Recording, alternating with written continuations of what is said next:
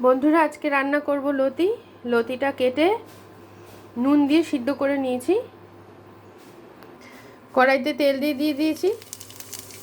এবার সাদা জিরে দিলাম। এবার দেবো লঙ্কা,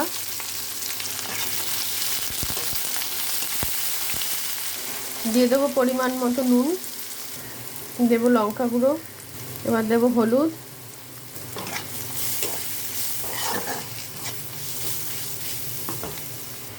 এবার আমি লতিটা দিয়ে দেবো।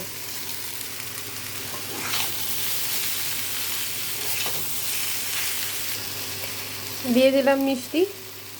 আমরা চিনিটা ব্যবহার করি না, যার জন্য ছোট 3-4 দানা মিষ্টি দিয়ে দিলাম। ভাজা ভাজা হোক ভালো মতো।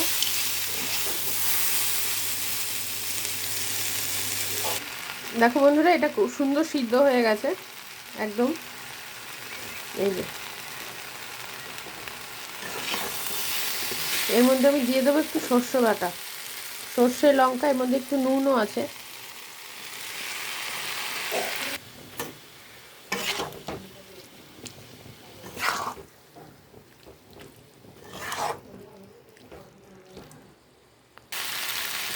দেখো বন্ধুরা, অল্প হয়ে গেছে লতিটা।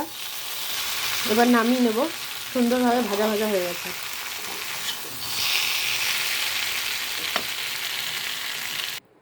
আমি নামিয়ে নিয়েছি। আপনারা এইভাবে করে খাবেন, খুব ভালো লাগবে। এটা একটু ঝাল ঝাল হলেই ভালো হয়। তো আজকের মতো টাটা।